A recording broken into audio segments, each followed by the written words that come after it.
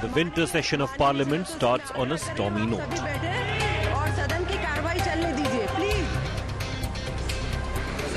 First day, first session of both houses were adjourned because the opposition demanded discussions on various issues.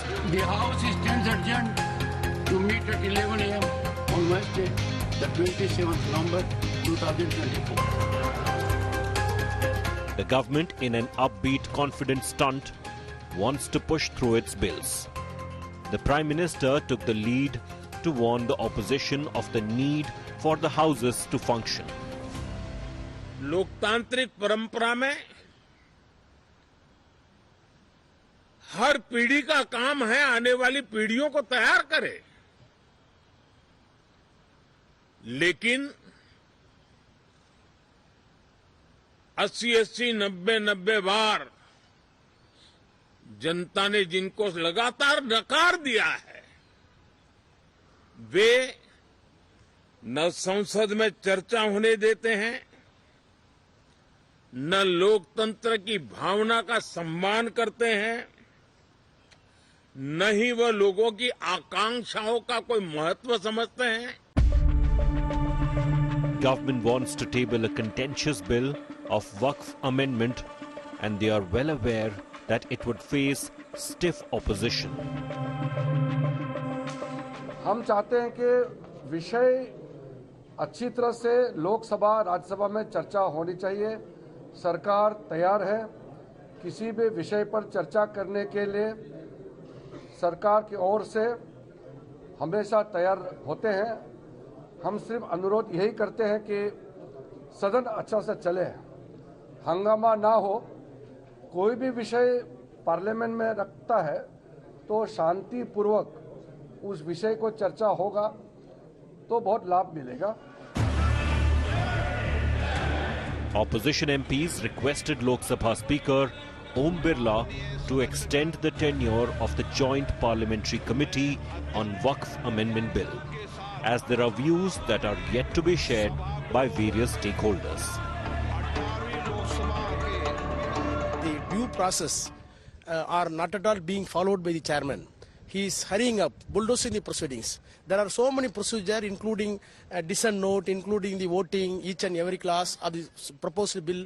All these things have to be happened. In spite of that, Chairman Sumoto, he is calling that on 29th and 30th, the report has to be, our JPC report has to be submitted to the Parliament. That is unknown to the JPC. Nothing is going on reports. With Muslim bodies opposing hard on the amendment bill, this winter session in Parliament, stage is set for a Waqf war.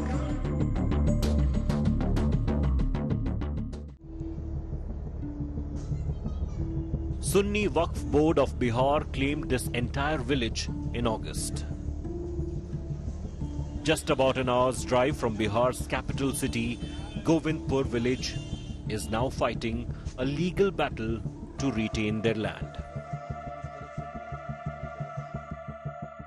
Once the Waqf Board claimed the land of 7 villagers in which they are residing, they went to the High Court. They were granted interim relief. They have been served a notice to vacate the land in 30 days. Villagers claim that the land was allegedly used for shops while it's supposed to be used for a graveyard. The reason for Waqf Board to claim it. ये जमीन जो है वक्फ board के नाम पे जो है ये यहाँ पे कुछ मुस्लिमों के लोगों को जो है दफना करके जो है कब्रिस्तान के नाम पे जो है जमीन को इंक्रोचमेंट किया जा रहा है. और जमीन तो इंक्रोचमेंट किया ही जा रहा है, साथ में जो एमडीआर जो रोड है उसको भी जो है 80 फीट रोड है और 80 फीट रोड को भी जो है इंक्रोचमेंट करके जो है उसमें मार्केट निर्माण करके इंक्रोचमेंट करने का प्रयास कर रहे हैं ये लोग. We are showing you live visuals from Fatuha Bazaar locality, and you can clearly see that fresh boundary walls have been technically constructed by the Waqf authorities in their bid to actually stake a claim on the government land. We've been given to understand by the locals that this continues to happen to be a government land, and it is part of the same road which connects Fatuha Chauraha to Fatuha station. And notable is the fact that 24 years back, as many as 14 shops were constructed on the same property, and we'll talk to the locals and to try to understand what actually are the issues they face. 46 के बाद वहाँ से कुछ लोग migrate करके चले गए, 2-4 घर वहाँ रह गए जो कमजोर किस्म के लोग थे। इसमें ये इन लोगों ने कुछ अपना बसेरा शुरू कर दिया, कुछ बथानी बना लिए, कुछ झोपड़ी बना लिए, धीरे धीरे उसमें मकान बनाना शुरू कर दिए। जब हम लोगों के संज्ञान में आया तो इस पे जो है सो कार्रवाई शुरू किया। Govindpur is not the only one. There are many such cases across the country. India Today was the first to highlight how in Tiruchendurai village in the temple town of Tiruchirappalli in Tamil Nadu, the Waqf Board claimed ownership of the entire village. The village land, including a 1,500-year-old temple, was declared Waqf property. Now the villagers need the board's permission to sell their land. In 2022, when one of the residents tried to sell his land, the issue came to limelight. The puzzling fact is, there is no Muslim ownership of this land, and there has been no 1927 to 28 resettlement records either. The Waqf Board sent letters to 12 Trichy registration offices claiming ownership of 18 villages. ரொம்ப பாதிக்கப்பட்டு தான் sir நாங்க இருக்கோம். நாங்களும் 3 தலைமுறை இங்க வாழ்ந்துட்டு இருக்கோம் சார். எங்க மாமனார் தாத்தா எல்லாரும் இங்க தான் இருந்தோம். 3 வருஷத்துக்கு மேல இங்க தான் இருந்துட்டு இருக்கோம்.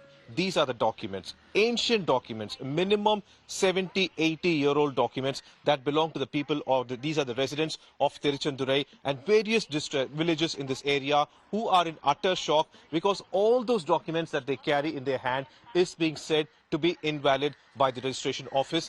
That also because of one person who went over there to sell his property was told that all the land in Tiruchendurai village and certain other villages belong to the Waqf Board. The Waqf Board, meanwhile, has claimed they have the papers to prove that all this land, a whopping 389 acres that covers 18 villages, belongs to them. That area is very wider area, more than 300 acres. Each and every survey number belonging to anybody else can be given with full detail if the surface is very much limited. This particular village is having a very wider and vast area, so we have to give for each and every segment with the proper dimension and measurement. After massive pressure, the district administration finally cracked the whip. The survey numbers are not mentioned, only the extent is mentioned. As of now, there is no issue. The people in that particular village can register their document. They can buy and they can sell the property, not an issue as of now. There are several such land disputes, some dating back decades. In Lucknow, this family has been fighting for their land worth 30 crores. On paper, they are the owners. But the Waqf has claimed it's their property, and so this family can't even lay one brick on what they deem to be their land. जब ये जमीन नवाबों के नाम पे थी तब उसमें नवाब तो जो थे वो किसानी करने तो आते नहीं थे, जमींदारी के रूप में काश्तकारी के रूप में इन लोगों ने हम लोग को जमीनें दी थी। जब जमींदारी अनमोल फंड लाई है कांग्रेस की गवर्नमेंट में, जमींदारी अनमोल फंड हम लोगों ने जमा किया, उसके बेसिस पे ये सारी जमीनें हम लोग के नाम से चढ़ा दी गई। लेकिन वक्फ बोर्ड ये कहता है कि ये जमीनें हमको नवाब ने ही पहले से ही हमको बोर्ड को दे दी हैं। In Surat, one man has been single-handedly fighting it out for the last 40 years for his land, which the Waqf Board has claimed. Abdul Wadood Ahmad Mia Jarulla hasn't gotten any reprieve from the courts either, as Waqf properties are not within the jurisdiction of law. सूरत में जो महानगर पालिका की जो मिलकत है वो मिलकत असल में सराय यानी मुसाफिर खाना थी, तो लोग यहाँ पर ट्रैवलर्स आकर रहते थे और ये इसके ऊपर म्युनिसिपल ने अवैध रूप से कब्जा किया हुआ है। इसके पेपर्स में ढूंढ रहा हूँ, आप मुझे सपोर्ट कीजिए। उनको सपोर्ट किया और उनके बाद उन्होंने पूरी ये उनके वो एजेड थे, उनके इंतकाल के बाद पूरी मैटर मैंने अपने हाथ में ले ली और 40 साल से मैं पूरे डॉक्यूमेंट इसके जमा कर रहा था और जमा कर आखिर में जब ये चीज़ पूरी सामने आ गई कि ये मिलकत वक़्फ़ प्रॉपर्टी है। Each state of the country has a similar tale to tell about the Waqf Board and its notices regarding land.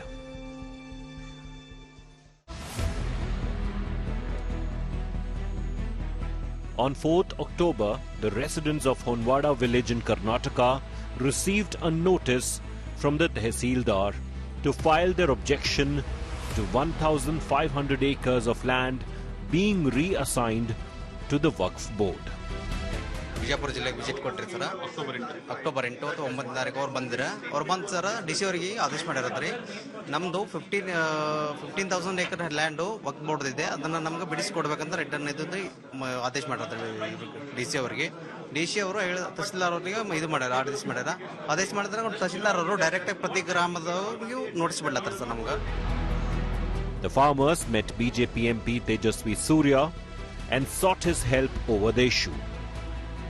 The opposition party in the state went all guns blazing against Congress-led Karnataka government and accused them of minority appeasement. Not 1, not 10, not 20 acres, but 1,500 acres in just one village, and close to 14,000, 15,000 acres in the whole of the district is now being claimed as Waqf land by the Waqf Board. These farmers came with voluminous documents proving their possession, title and ownership of the land not from today but from as early as 1905, 1910. Upon these documents they have availed loans, upon these lands they have availed subsidies from government, they live in these houses there. I have already told that the Waqf Act amendment is brought only for this purpose, and majority of the poor Muslims are also suffering because of the present provisions in the Waqf Act. That's why whatever has happened in Bijapur, it cannot be accepted. It is happening in many parts of the country, many parts of the Karnataka. The farmers of Vijaypura district had met Karnataka Minister M.B. Patil on 20th October. He assured them that they don't need to worry if they have all the necessary documents. I assured them already that not even 1 inch of land which belongs to farmers, if a Waqf has claimed, will go to the Waqf department. As a district in charge minister, I'm going to hold a meeting after 10-12 days, and I've given a checklist of what all documents I need and all this. The legally been asked, taken a legal opinion also, get all of these documents, and accordingly, so we will take a decision in favor of people who are genuine people who do not land doesn't belong to Waqf. The opposition BJP and farmers protested statewide on 4th November. Karnataka Chief Minister Siddaramaiah instructed officials of the Revenue Department to immediately withdraw the notices served to farmers. In the neighbouring state of Kerala, in September this year, over 600 Kerala Christian families flagged Waqf Board's claim in Kochi's Chirai village.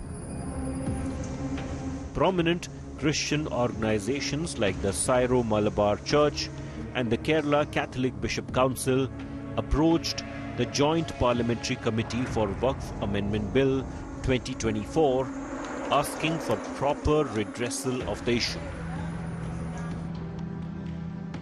These cases are not few in number. Rather, they are just a few examples of many, many more who are either still going round and round with the administration or the courts to claim their land back. Some have given up hope, as such a battle to reclaim land from Waqf often requires decades of struggle. The Modi government has brought in an amendment to the Waqf Act to restrict the unfettered powers of the Waqf Board, the country's third largest landowner right now, after the Indian Railways and also after the armed forces. So much so that 27% property in Uttar Pradesh actually belongs to the Waqf Board. The Modi cabinet first approved a total of 40 amendments to the Act. This was on August 2nd. Now the changes are being rolled out via a bill in Parliament. Let's explain to you all that you need to know about the Waqf Act. Let's begin with the most basic question. What does Waqf mean? Waqf, derived from the Arabic word al-Waqf, means to hold, stop, be silent, restrain or obstruct. Now, Waqf is defined as a property that's given in the name of God for religious and for charitable purposes. To give you the exact definition, Waqf means the permanent dedication by any person of any property for any purpose recognized by the Muslim law as pious, religious or charitable. Now, the proceeds are typically used to finance educational institutions, graveyards, mosques, as well as shelter home. And we're listing that out for you as well. Now, as per Sharia law, once a land goes to Waqf, it simply cannot be reversed. And this is an important point. Notably, their land holdings have actually doubled. It's surged in the last few years. So since 2009, their land holdings have doubled. Let's tell you now about the origin of Waqf. Earliest references to Waqf in India can actually be traced back to the early days of the Delhi Sultanate, when Muhammad of Ghor, I'm sure you've heard of him, dedicated 2 villages in favor of the Jama Masjid of Multan. Now, in the coming years, several more Waqf were created as the Delhi Sultanate continued to flourish. Now, it started in 1923, when Muslims in India, in the Indian subcontinent, wanted their properties to be clearly defined, and the British brought in the Waqf Act. This is where it was born, essentially. It pertains to gifted or charitable institutions run by Muslims, including, of course, mosques, and land that goes with it, as well as other lands left to the Waqf Board by their forefathers. Let's break down now for you the history of the Waqf Act itself, which I told you was brought by the British first. The Waqf Act was first passed by Parliament way back in 1954. Subsequently, it was repealed, and then a new version came to the fore. A new Waqf Act was passed in 1995, and this gave way more powers to Waqf Boards. And then in 2013, this Act was further amended to give much more far-reaching powers to the Waqf Board to designate property as Waqf property. What are the functions now of Waqf Boards? Let's break that down for you as well. It's not a single Waqf Board in the country. Every state has a Waqf Board that's headed by a chairperson. There are 1 or 2 nominees from the state government, Muslim MLAs, MPs. You've got Muslim members of the State Bar Council, Islamic scholars, all of them part of the Waqf Boards. The Waqf Board has powers under the law to go ahead and administer the property, to take measures for recovery of lost property, even sanction any transfer of immovable property. It's also been granted unrestrained power when it comes to registering properties. Now, let's tell you how much of properties actually belong to Waqf Boards right now in the country. Almost 8,70,000 immovable properties are with Waqf Boards across the country. 16,173 movable properties and over 3 lakh estates in more than 8 lakh acres of land, 3,56,031 to be exact. So what is the Modi government bringing in here? What are the amendments? Let's tell you about those point by point. Now, first, the amendment is proposing restructuring the Waqf Boards. And this is an important one because the amendments aim to enhance inclusivity by ensuring women representation also on all Waqf Boards. Secondly, the government has also said it will be mandatory for the Waqf Board to register its property in the district collector's office. Essentially, this is being done so that the property can be evaluated. Now, all claims, the third point, all claims made by the Waqf Board on properties will now undergo mandatory verification once this bill comes into effect. Now, as per the 2013 Act, the latest version of the Act, Waqf property cannot be challenged in any court of law. That too will now change. The opposition is up in arms against the proposed changes, as you've seen. The government claims the Waqf Act of 1995 was made under the garb of actually managing Waqf properties, but there were no similar laws for followers of other religions. The battle lines were drawn from the start, and that's why we're witnessing the fireworks that we are right now in Parliament. A day before the winter session of the Parliament was to commence, The Prime Minister warned that the Waqf Amendment Bill is the priority of the government. संविधान में वक्फ कानून का कोई स्थान ही नहीं है। कांग्रेस ने तुष्टीकरण के लिए कानून बनाए, सुप्रीम कोर्ट के आदेश तक की परवाह नहीं की। It hit the hornet's nest, causing a tsunami of political reactions from all sides. If the Parliament passed the bill, then we will have a sit-in at the Parliament in which all the prominent leaders of the Muslim Personal Board, prominent leaders of all prominent Muslim religious organizations, and whoever support us, they will sit at the Parliament. Speaker साहब ने बड़ी इत्मीनान से हमारी पूरी जितने members 11 non BJP MPs गए थे उनकी बात को सुना। वो बोले कि इसके ऊपर कंसिडर करेंगे और हमको उम्मीद है कि ऑनरेबल स्पीकर साहब इसका टेन्योर बढ़ाएंगे। The West Bengal government is likely to move a resolution in the State Assembly against the central government's Waqf Amendment Bill. The resolution, in all likelihood, will be passed during the current session. But the government is going to push forward, and they have the number in the parliament in their favor to do so. The Waqf Act never had a place in the Constitution of India. This is the appeasement politics and the divisive politics of the Congress over the last 77 years that we are seeing. And the people of India are truly fed up of this appeasement politics. They want that all of this minority appeasement towards just one community for votes should stop. Muslim unions want the government to repeal the amendment bill, and the opposition has asked the Speaker of the lower house to extend the tenure of the Joint Parliamentary Committee. In a letter to the Speaker, they claimed that so far there have been 25 sittings, including those where presentations were made by various irrelevant organizations and individuals. They wrote, various state governments, including Bihar, New Delhi, and Uttar Pradesh, are yet to present their views before the committee, and various stakeholder organizations were still seeking time to present their views. The panel has to submit a report by the end of the first week of the winter session that started on Monday. The stage is surely set for the Waqf Amendment Bill to rock the first Parliament winter session of Modi 3.0.